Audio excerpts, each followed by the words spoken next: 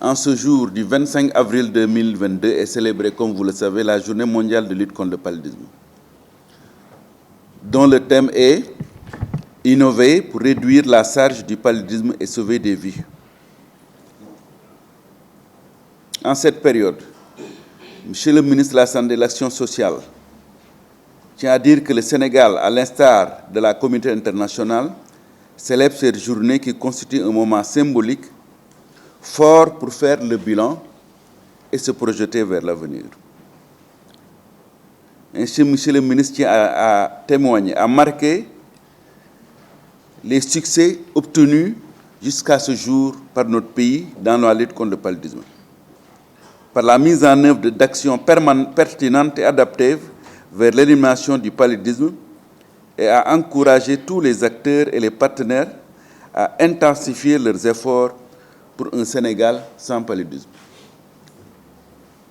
Depuis une décennie, comme vous le savez, les efforts déployés par le gouvernement du Sénégal, avec l'appui des partenaires techniques et financiers, la mobilisation des communautés et l'engagement de tous les acteurs de la santé nous ont permis d'améliorer les performances dans les interventions de prise en charge, de prévention et de soutien au programme. Ceux-ci ont permis de réduire considérablement la charge du paludisme. Les progrès accomplis par notre pays sont fragiles et nous devons plus que jamais appeler les acteurs à maintenir les acquis et à redoubler encore d'efforts pour aller vers l'élimination du paludisme à l'horizon 2030. Il est urgent d'agir pour sauver des vies. Selon le rapport 2021 de l'OMS, on a noté une augmentation du nombre de cas, passant de 227 millions en 2019 contre 241 millions en 2020 dans les pays de la région Est-Afrique de l'OMS, comme vient de le rappeler Madame la représentante résidente, où plus de 80% des cas recensés se trouvent en Afrique. Cependant, le Sénégal a adhéré et appliqué toutes les grandes initiatives internationales dans le cadre de la lutte contre le paludisme. Il a construit un partenariat efficace soutenu par un engagement politique fort. Ceci lui a permis de mobiliser les ressources importantes auprès du gouvernement et des partenaires au développement dans la lutte contre le paludisme. Au nom des partenaires techniques et financiers de la santé, à la célébration de la Journée mondiale de lutte contre le paludisme, permettez-moi avant tout de remercier Monsieur le ministre de la Santé et de l'Action sociale pour la qualité et le dynamisme des relations qui existent entre le secteur de la santé et les partenaires au développement. Monsieur le conseiller technique, Mesdames et Messieurs, le thème choisi à l'occasion de cette journée est, et je cite, « Innover pour réduire la charge du paludisme et sauver des vies ». Aucun outil disponible actuellement ne permettra à lui seul de résoudre le problème du paludisme.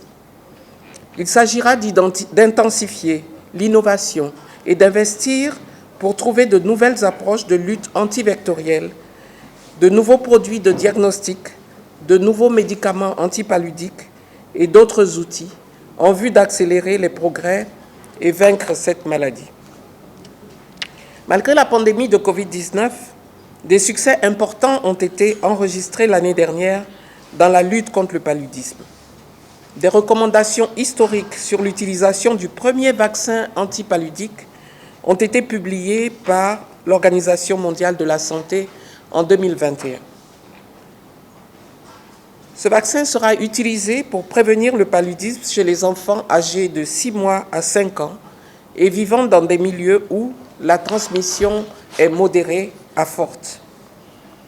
Cependant, le paludisme reste toujours un problème majeur de santé publique et de développement.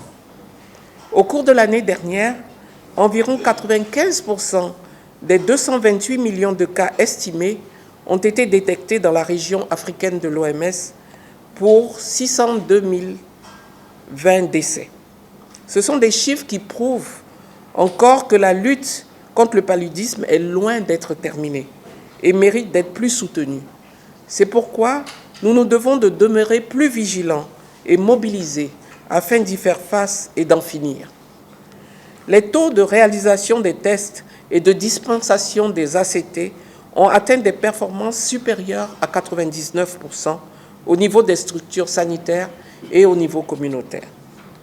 La troisième dose de traitement préventif intermittent chez les femmes enceintes est passée de 45% en 2015 à près de 63% en 2020. À cela s'ajoutent les revues programmatiques régulières suivies de l'élaboration de plans stratégiques qui prennent en compte les politiques et les stratégies requises pour atteindre l'objectif d'élimination. Le programme national de lutte contre le paludisme du Sénégal a déployé ces dernières années d'importants efforts dans la surveillance, le suivi et l'évaluation avec une bonne utilisation du DHIS2. Cependant, malgré la baisse importante du nombre de cas observés sur toute l'étendue du territoire, des régions comme celles de Kolda, de Tambacounda et de Kédougou continuent de porter le fardeau du paludisme et méritent une attention particulière.